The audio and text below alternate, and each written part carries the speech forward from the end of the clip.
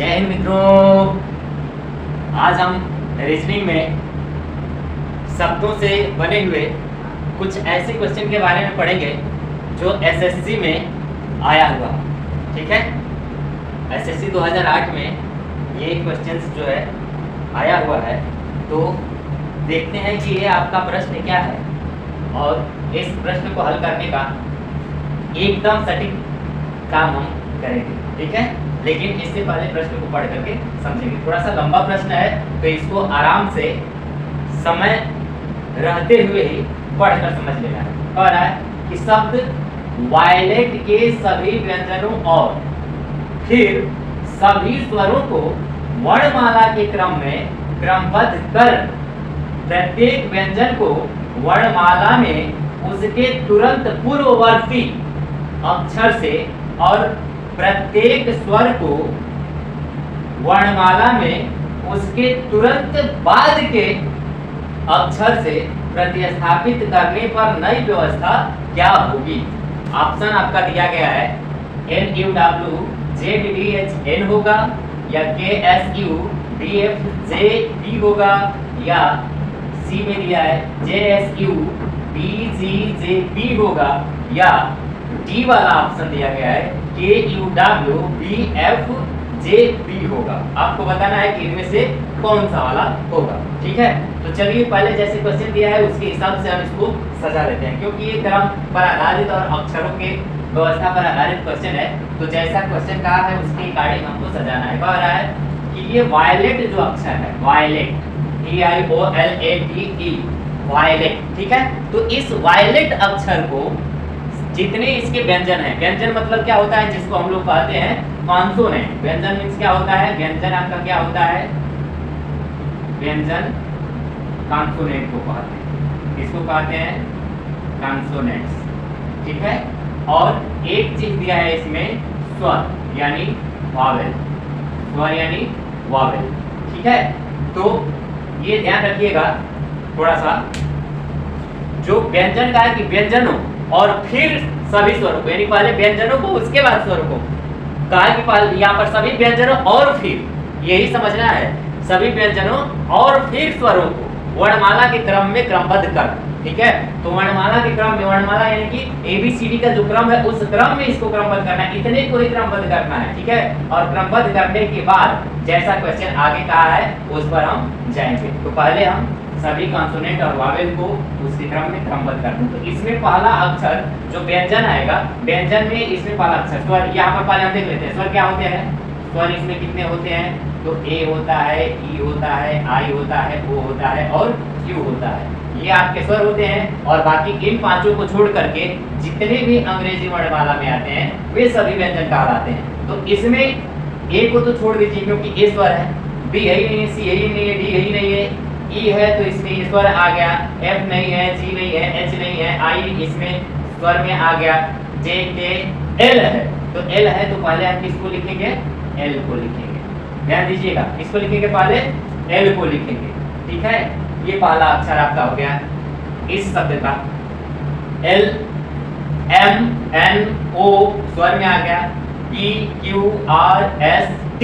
तो T इसने दिया है तो T को हम लिख लेंगे, जो दिया है उसी को बस क्रम में सजाना है। ये कह रहा है ठीक है कि इस शब्द से ही सभी व्यंजन और स्वर को एक क्रम में सजाना है, वर्णमाला के क्रम में। ठीक है, और बाकी लास्ट में क्या बचता है, E, तो इसको भी हमने सजा लिया, B को भी। अब देखते हैं वॉवेल्स यानी स्वर। तो स्वर में तो यहाँ पर 5 है तो पांचों को हमने लिख दिया। अब इसी में से देख लेना है कौन कौन है, उसको ले लेना है। तो A है तो A ले लीजिए, इसके बाद E है तो E ले लीजिए, I है तो I ले लीजिए, O है वो ले लीजिए, नहीं है छोड़ दीजिए। तो आपका हो गया 1 2 3 4 5 6 7, 1 2 3 4 5 6 7। तो ये 7 को अक्षर जो है इस शब्द का हमने क्रम से सजा लिया जैसा कि कहा है व्यंजनों और स्वरों के आधार पर। अब आगे की क्वेश्चन में क्या कह रहा है, इसी में कह रहा है कि तुरंत पूर्ववर्ती अक्षर से, ठीक है, व्यवस्थित करने के लिए कह रहा है, प्रतिस्थापित करने के लिए कह रहा है। तो अब जो व्यंजन है व्यंजनों की पूर्ववर्ती, पूर्ववर्ती माने एक पहले, तो L के एक पहले K आता है, T के एक पहले S आता है और E के एक पहले U आता है। ठीक है, तो यहाँ पर तो हमने व्यंजनों के पूर्ववर्ती अक्षरों को लिख लिया। अब कह रहा है कि प्रत्येक स्वर को वर्णमाला में उसके तुरंत बाद, यहाँ पर पूर्ववर्ती कहा है, पूर्ववर्ती माने पहले, तुरंत पूर्ववर्ती यानी तुरंत पहले वाला, यानी एल के तुरंत पहले के, टी के तुरंत पहले एस, भी के तुरंत पहले यू, ठीक है। और इसके बाद कह रहा है कि जो इसमें वावेल है, स्वर है, तो स्वर के तुरंत बाद वाले को लिखना है, यानी कि ए के बाद का आता है बाबू, भैया, मित्रों, क्या आता है? ए के तुरंत बाद आता है B, B for boy, B for ball, B for bellow होता है, ठीक है। चलिए खैर ये हंसी मजाक की चीज हो गई। और ई के तुरंत बाद क्या आता है? तो ई के बाद आता है एफ, एफ फॉर फैमिली, परिवार। हाँ भाई, हमसे परिवार से ही मतलब है ना। और ई यहाँ के बाद एफ आ गया। आई के बाद क्या आता है? तो आई के बाद आता है जे, आई के बाद क्या आता है? जे, तो हमने क्या लिख लिया? जे। एक अक्षर और बचा है ओ, ओ के बाद आता है बी, ठीक है। अब यहाँ जैसे जैसे कहा था उससे हमने प्रतिस्थापित कर दिया, तो नया शब्द हमारा क्या बन गया? नया शब्द क्या बन गया? K S U B F J P, ठीक है। तो अब आप देख लीजिए आसानी से कि इसमें से कौन सा वाला सही है।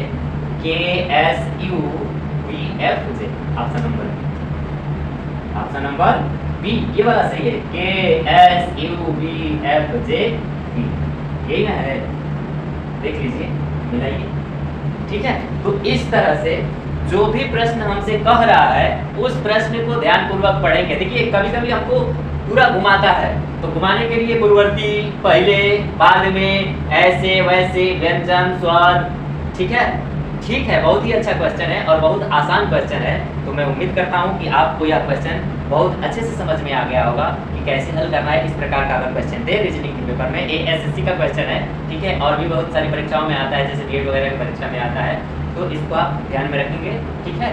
और मैं उम्मीद करता हूँ कि आपको समझ में आया होगा, आप इसे आसानी से कर पाएंगे, इस तरह के सभी क्वेश्चन को कर पाएंगे। मेरा बहुत बहुत शुभकामना है आप लोगों के साथ, और आप लोगों की शुभकामनाएं मेरे साथ होनी चाहिए। मेरे साथ आपकी अगर शुभकामना रहेगी तभी जाकर के, जिंदा रहेंगे तभी ना पढ़ाएंगे, जिंदा नहीं रहेंगे तो पढ़ाएंगे क्या, बताएंगे क्या, पढ़ाना क्या है आपको? आपको तो बस थोड़ा सा क्वेश्चन के बारे में समझाना है, ठीक है। तो दुआ कीजिए कि हम जिंदा रहें, जिंदा तभी रहेंगे जब आप हमें जिंदा रखेंगे, ठीक है। तो बहुत बहुत धन्यवाद, जय हिंद।